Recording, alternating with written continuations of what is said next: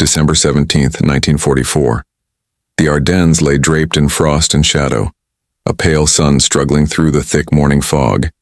Snow crunched under worn boots as American soldiers huddled in shallow foxholes, rifles resting beside them, breath visible in the bitter air. Smoke curled lazily from small stoves carrying the rich, bitter aroma of freshly brewed coffee.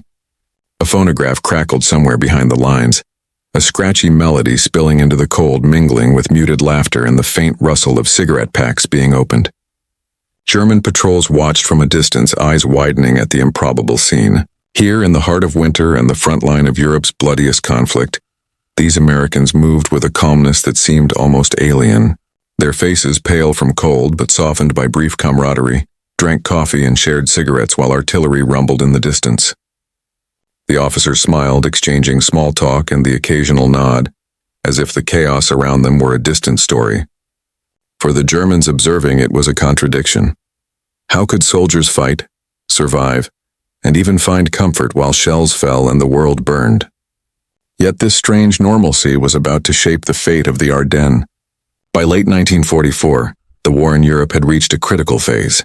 The Allies had landed in Normandy almost 5 months earlier, and the momentum seemed to favor them. The German army, though still formidable, was stretched thin across multiple fronts. On the Western Front, American, British, and Canadian forces were advancing steadily through France and Belgium, pressing toward Germany's industrial heartland. Yet even in victory, the battles were brutal, and supply lines became as crucial as the guns themselves. December arrived with its own harsh reality. In the dense Ardennes forest, the landscape was both ally and adversary. Snow blanketed the trees, muffling movement but complicating logistics. The narrow roads, clogged with supply trucks and armored vehicles, turned into treacherous channels of mud and ice. German intelligence recognized the vulnerability, but what they did not fully grasp was the resilience of the U.S. forces occupying these positions. American soldiers were far from the desperate, exhausted troops many German commanders expected.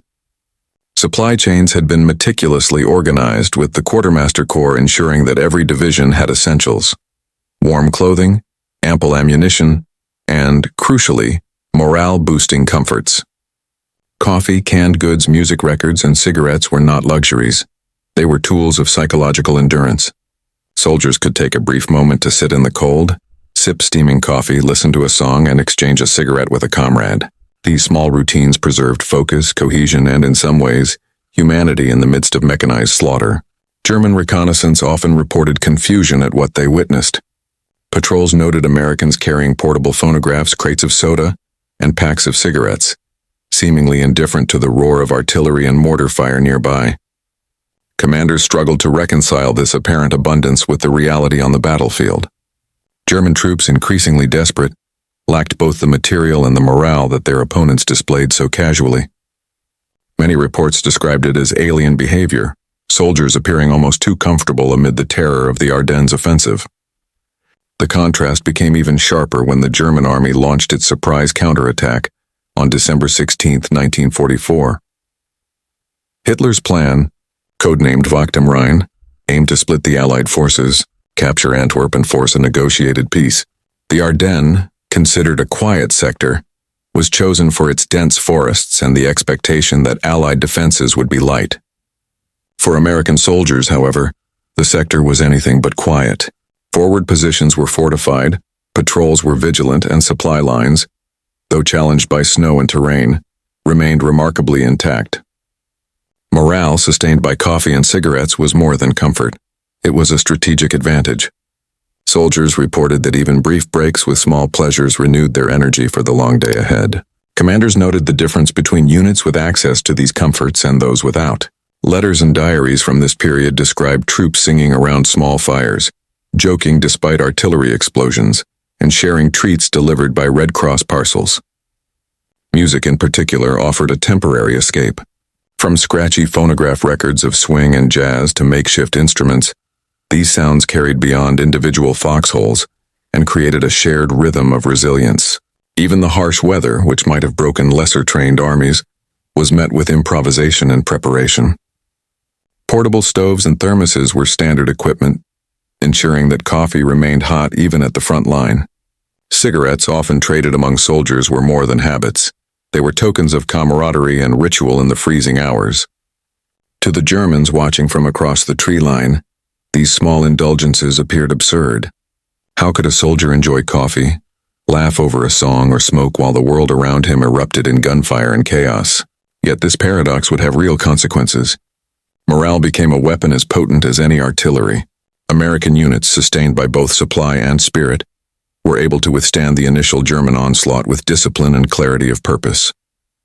In contrast, German troops, deprived of comparable comforts, faced physical exhaustion and psychological strain that would compound with each day of combat. The Ardennes, a stage for one of the most dramatic confrontations of the Western Front, was as much a battle of endurance and will as it was of tanks and infantry. This careful preparation, the blending of human comfort with military necessity, set the Americans apart. The Germans, expecting a haggard, ragged opponent, encountered an army that could laugh, eat, smoke, and even enjoy music, moments before meeting them in battle. That contrast would echo through the battles of the Ardennes, influencing both strategy and perception in ways far beyond the simple pleasures of coffee and cigarettes. The Ardennes Offensive, unfolding in December 1944, exposed more than just the physical strength of the American forces. It revealed a cultural and logistical depth that the Germans had not fully anticipated. Behind every well-stocked foxhole was a network of coordination, stretching from ports in France to supply depots hundreds of miles behind the lines.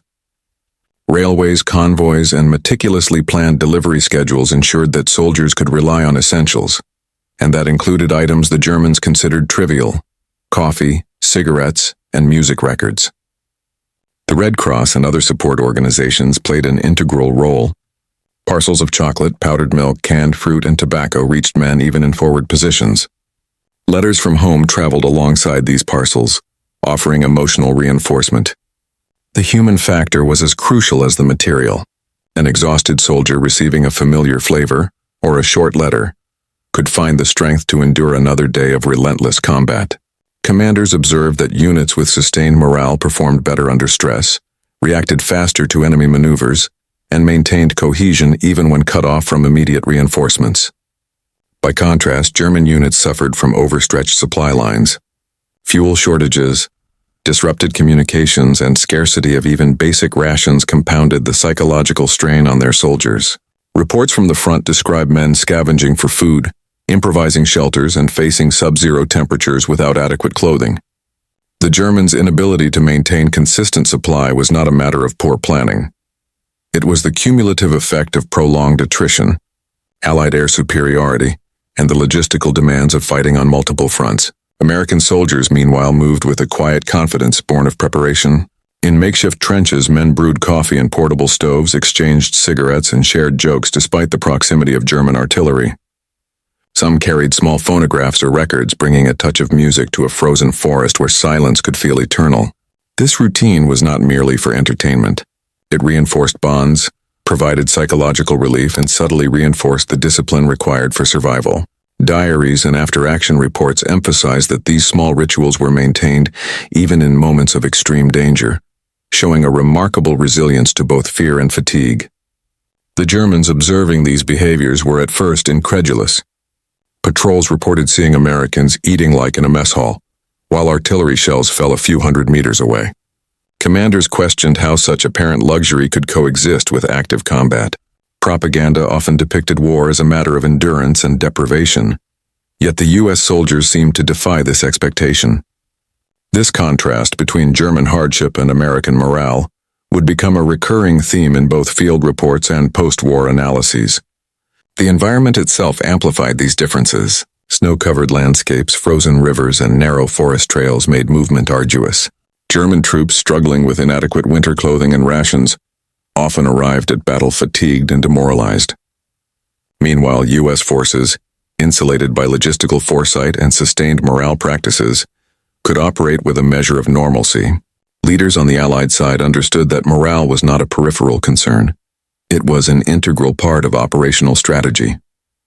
Coffee breaks, cigarette sharing, and music were instruments of psychological warfare as subtle as any artillery barrage.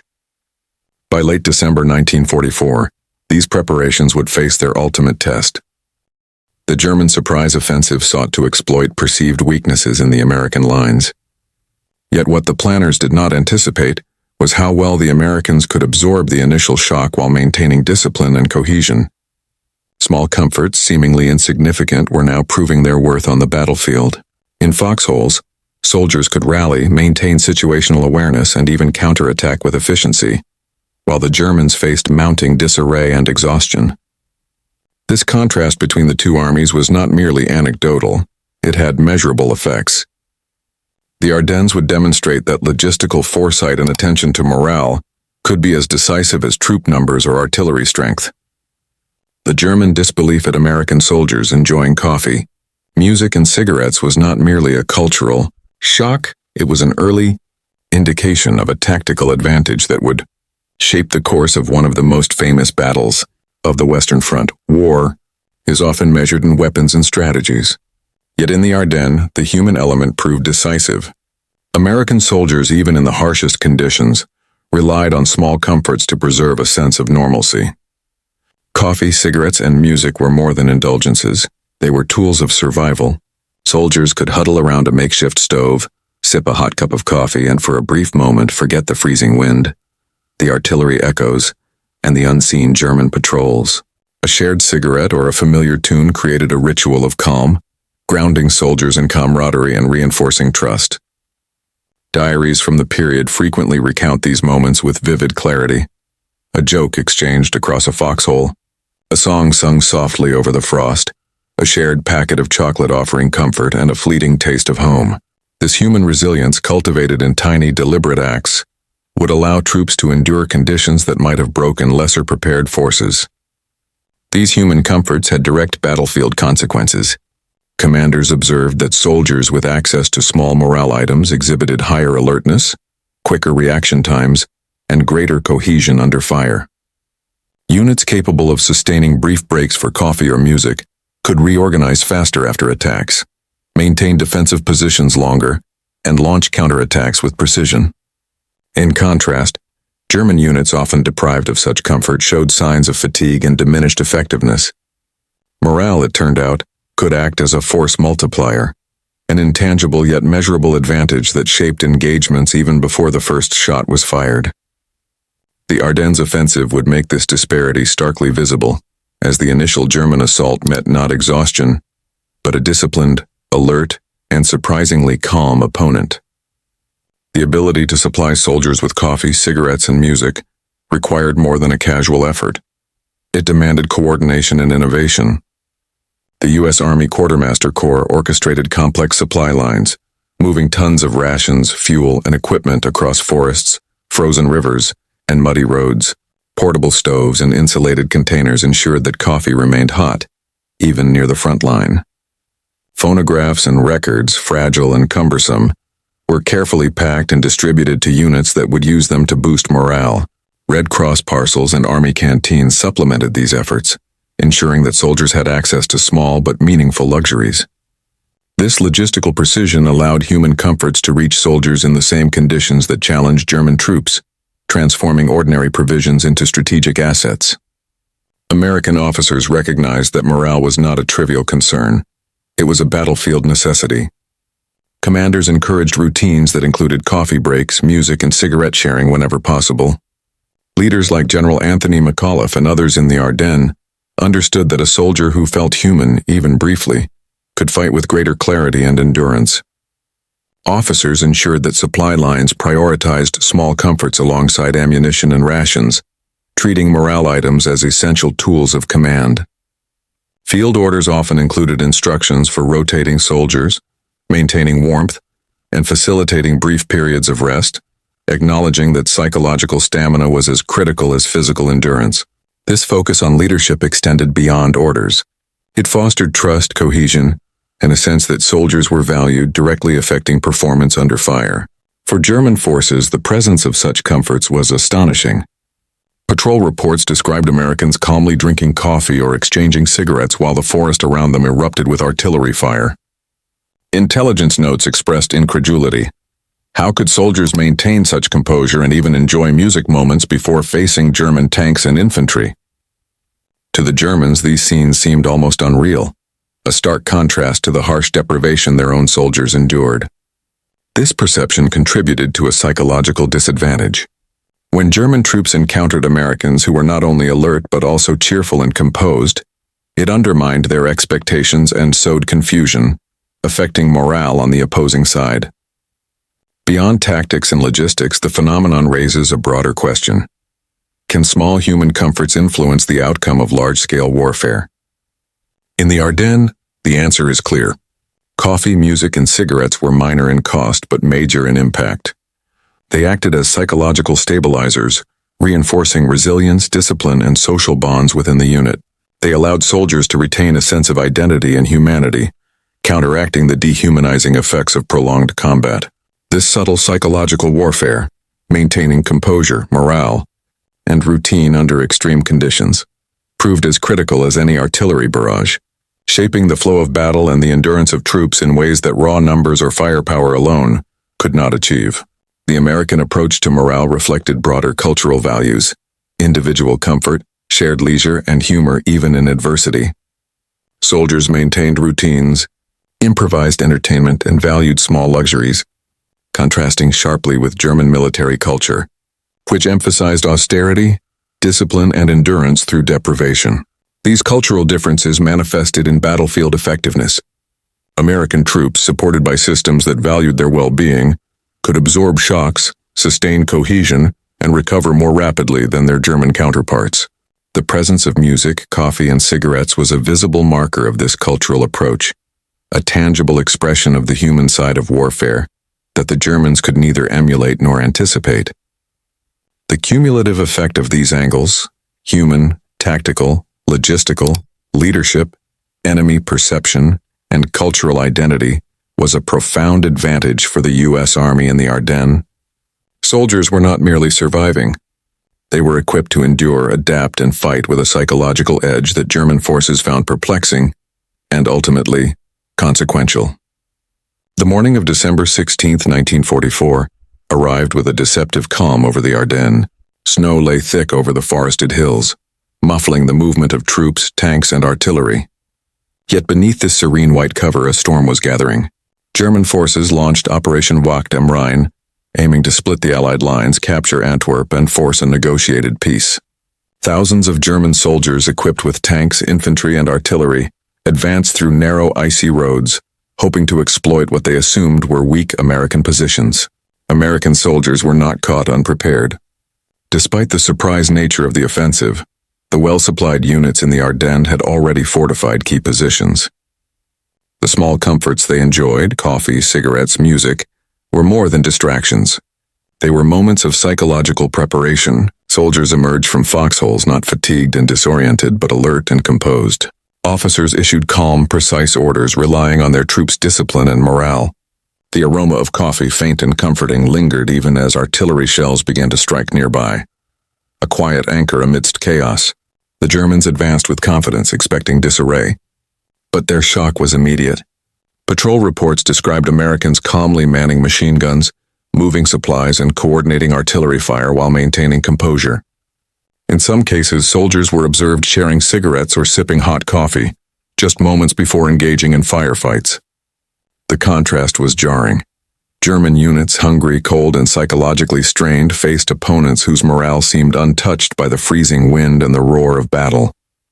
In the village of Lanzerath, a small American detachment held a critical crossroads. Surrounded and outnumbered, these men delayed German forces for hours, leveraging both tactical positioning and relentless composure. Coffee thermoses, shared cigarettes, and the faint strains of a phonograph created a surreal image for German observers. Soldiers seemingly unaffected by encirclement, maintaining both focus and humanity. This was not mere coincidence.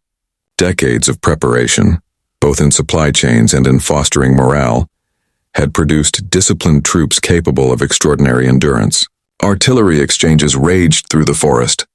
Tanks churned through snow-laden roads and infantry clashed in narrow ravines. Yet at every stage, the Americans leveraged small routines to maintain psychological edge.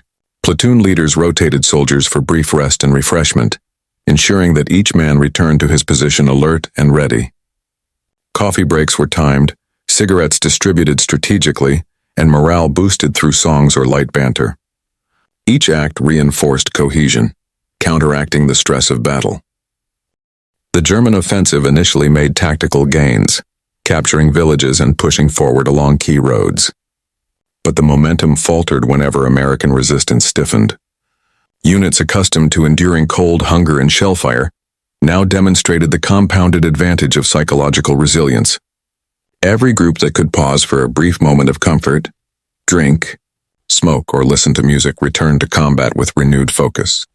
While German troops struggled under the relentless physical and mental pressure of the offensive, by December 18th, the first signs of German overextension became evident.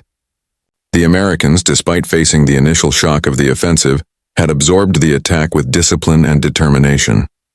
Supply lines, though challenged by winter terrain, delivered not only ammunition but small comforts that preserved soldiers' morale. The Germans, meanwhile, faced fatigue, logistical disruption, and mounting confusion. Reports of American soldiers calmly engaging, coordinating counterfire, or even sharing a meal amidst artillery fire seemed almost unbelievable. The psychological contrast, the calm of the Americans versus the fraying German morale, was now emerging as a decisive factor in the Ardennes battle. The Ardennes, often remembered as a clash of tanks, infantry, and artillery, was also a confrontation of human endurance. The Germans underestimated the impact of morale, of coffee, cigarettes, and music in shaping resilience under fire. These seemingly minor details, overlooked in military planning, were already influencing the battlefield, dictating where the Germans could advance and where they would falter. The stage was set for the Americans to seize the initiative. The initial German gains were significant but fragile, and the disciplined, well-supplied, and psychologically fortified U.S. units were ready to exploit any weakness. The battle, though brutal, would ultimately hinge not only on firepower but on the extraordinary resilience of soldiers supported by meticulous logistics and small human comforts. By December 19, 1944, the Ardennes Offensive had reached a critical juncture. German armored units pushed toward key villages like Stavelot and Bastogne, aiming to fracture the Allied front. Yet, American soldiers held positions with a resilience that surprised even their own commanders. Forward observers, sipping coffee in hastily dug foxholes, coordinated artillery strikes that halted advancing tanks. Infantrymen, sharing cigarettes in fleeting moments of warmth, maintained a rhythm of vigilance that belied the freezing cold and constant bombardment. Music, often a simple tune from a phonograph or a hum of a familiar song, carried across snow-laden trees, an audible reminder of discipline and morale amidst chaos. At Bastogne, the 101st Airborne Division faced encirclement. German forces expected panic. Instead, they encountered composed troops fortified by preparation and sustenance. Soldiers rotated through trenches, taking short breaks for food, coffee, and cigarettes, never losing focus on the immediate tactical demands. Commanders observed that even small comforts directly impacted reaction times and cohesion. When German units attempted infiltration, Americans responded with coordinated fire and counterattacks, exploiting their situational awareness, a mental sharpness reinforced by morale practices. The Germans began to realize that they were encountering not only an opponent with superior firepower and air support, but one whose psychological stamina was nearly unmatched. Reports described Americans laughing quietly, passing cigarettes and trading chocolate even as artillery shells exploded nearby. For German soldiers, this was more than puzzling, it was disorienting. The expectation of demoralized, exhausted opposition was shattered. In battlefield terms, morale had become a tangible weapon, enhancing decision-making, response speed, and unit cohesion in ways that mechanized firepower alone could not achieve. December 21st marked a turning point. American reinforcements, arriving from positions north and south of the salient, joined the battle with the same resilience. Supply lines, though strained, continued to deliver essentials: ammunition, rations, winter clothing, and the familiar comforts that sustained morale. Units that could pause briefly for coffee or music re-entered the fray refreshed, while German troops, fatigued and often underfed, faced mounting disorientation. The Ardennes Offensive, initially designed as a swift and decisive strike, began to falter under the weight of American endurance. Small actions had outsized consequences. At St. Vith, U.S. troops slowed German advances by holding key road junctions for days. Soldiers, fortified not only by weapons but by psychological stamina, conducted disciplined withdrawals, counterattacks, and defensive maneuvers with precision. Leaders later emphasized that morale, supported by simple comforts, enabled these tactical successes. Coffee thermoses, cigarettes, and songs were not superstitious indulgences. They were practical tools of sustained combat effectiveness. By December 24th, German forces had lost momentum. Exhaustion, dwindling supplies, and the shock of encountering psychologically fortified opposition prevented breakthroughs. The contrast between the two armies was stark. Americans maintained structure, cohesion, and focus. Germans struggled under cumulative fatigue and the unfamiliar sight of soldiers who could laugh, share a cigarette, and still fight with precision. Every moment of respite that Americans could take, however brief, translated into renewed combat readiness. As artillery fire lit the snow-filled nights, the decisive narrative of the Ardennes emerged. It was not merely the clash of tanks, infantry, and artillery that defined the battle. It was the unseen edge, the psychological resilience powered by preparation, comfort, and routine. Coffee in a metal cup, a shared cigarette, a song hummed against the wind. These details, almost mundane, became instruments of survival, shaping the pace, decisions, and ultimately the outcome of the battle. By the final days of December, the German offensive had stalled. American units, sustained by supply, discipline, and morale, began to push back. What seemed at first like a desperate defense had transformed into a coordinated counteroffensive, enabled not solely by military strategy, but by the extraordinary endurance of soldiers whose humanity had been preserved amid war. The Ardennes Offensive would enter history as a testament to the complex interplay of logistics, strategy, and human resilience. The Germans' disbelief at the American soldiers' ability to maintain comfort and composure under fire had tangible consequences. Momentum lost, opportunities squandered, and morale fractured.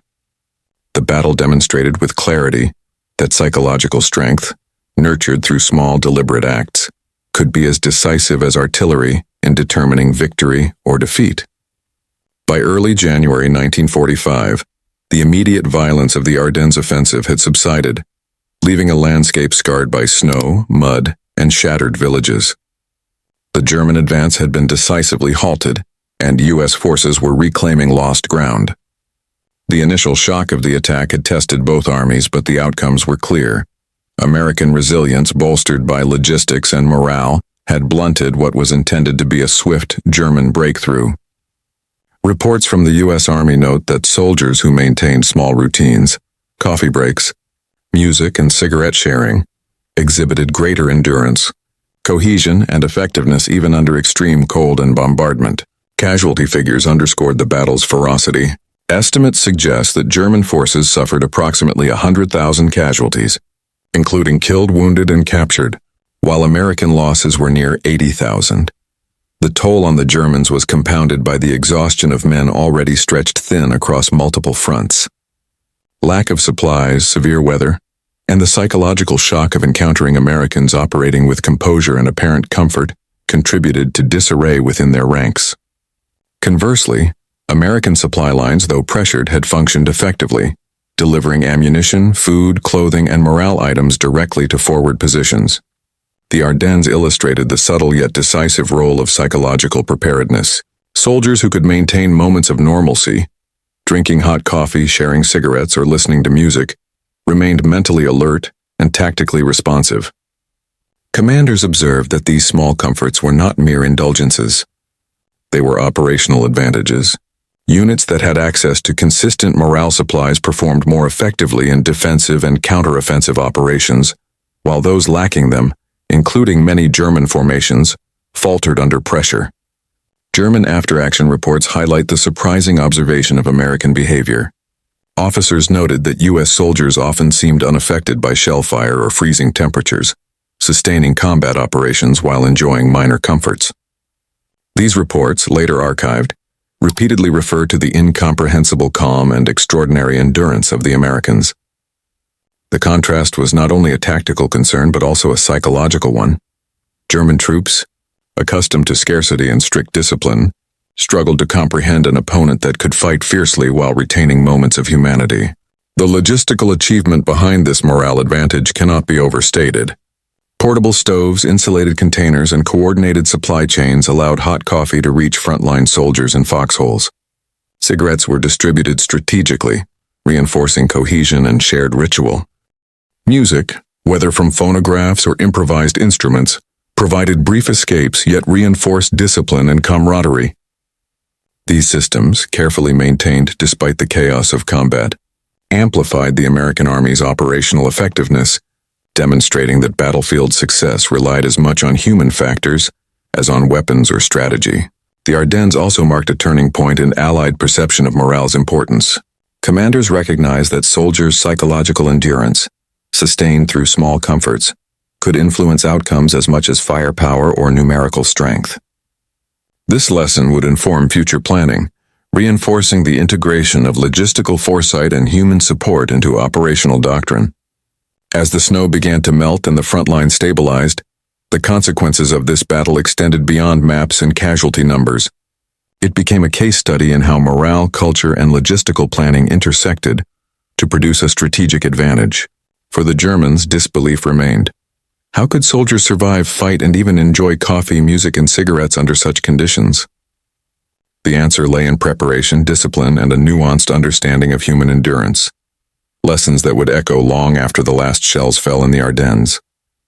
As January 1945 progressed, the full implications of the Ardennes Offensive became clear.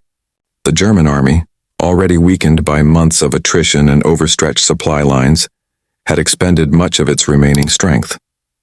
Their failure to achieve a decisive breakthrough was compounded by the psychological toll of facing well-supplied, disciplined, and resilient American troops.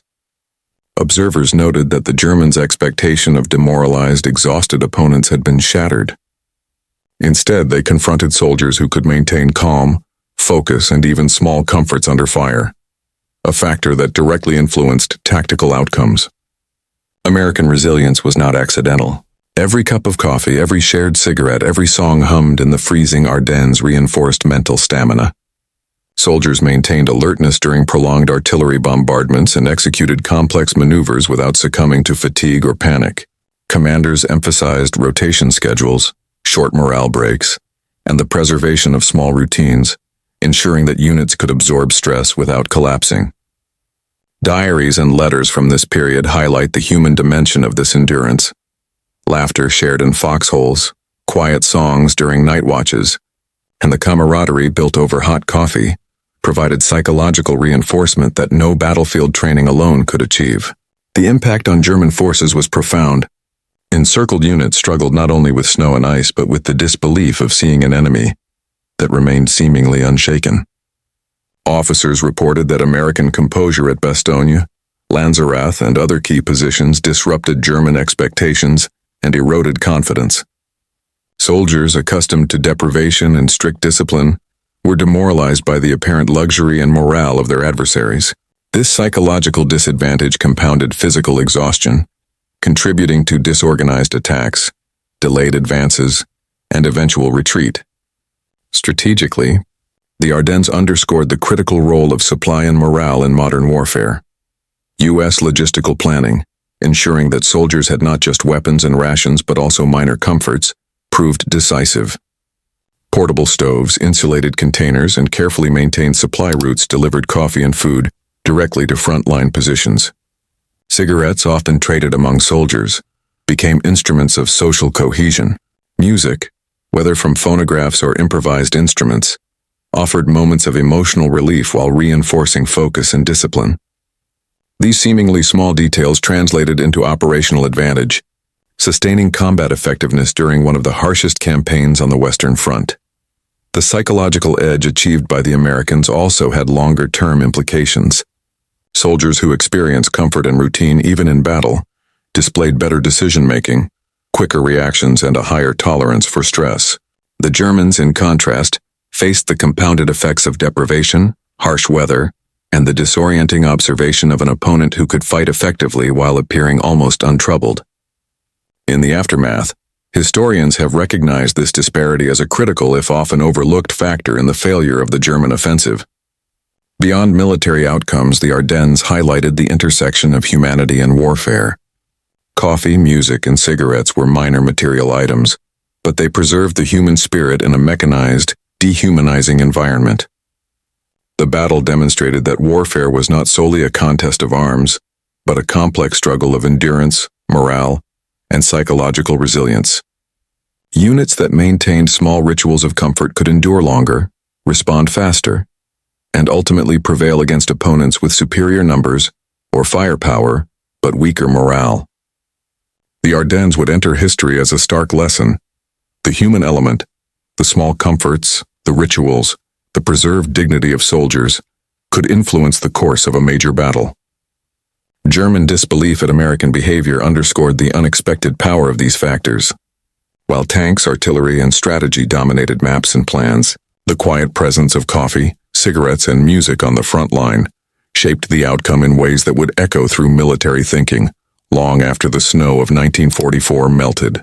The Ardennes Offensive of 1944 stands as a testament to the subtle, often overlooked power of human resilience in warfare. Amid snow, artillery, and relentless pressure, small comforts, coffee, cigarettes, music, became instruments of survival and cohesion. They were not luxuries but lifelines, preserving mental clarity, focus, and camaraderie when exhaustion and fear threatened to overwhelm. The American soldier in these moments revealed a remarkable truth. Even in total war, humanity endures. This endurance had profound consequences. Soldiers who could pause briefly to sip hot coffee or share a cigarette retained the discipline and cohesion necessary to withstand the German onslaught. Units became more responsive, counterattacks more precise, and defensive positions more tenacious. The Germans, encountering this unexpected composure, faced not only physical resistance but a psychological challenge they were ill-prepared to meet. The presence of morale items was, in its own quiet way, a force multiplier, turning routine comfort into strategic advantage. Beyond the battlefield, the Ardennes illustrates a broader lesson about war and humanity. Technology, strategy, and firepower often dominate historical narratives, but the lived experiences of soldiers, the small rituals, and human connections can shape outcomes in ways as tangible as artillery or tanks. Coffee and music may seem trivial amid the chaos of combat, yet they fortified the human spirit, enabling soldiers to endure and prevail under conditions designed to break them. In reflecting on these events, one sees a profound intersection of logistics, psychology, and culture. The ability to maintain composure and morale under fire was not accidental. It was the product of planning, leadership, and an understanding of the human dimension of war. The Ardennes thus becomes more than a story of strategy and survival. It is a lesson in the enduring power of small comforts, of shared humanity, and of resilience in the face of overwhelming adversity. Even as maps were redrawn and tanks rolled forward, the quiet moments, a sip of coffee, a shared cigarette, a song in the snow, remained, shaping both the battle and the soldiers who lived through it. In the end, history remembers not only the clash of armies but the extraordinary capacity of the human spirit to persist, connect, and endure, even on the front lines of the deadliest conflict of the 20th century.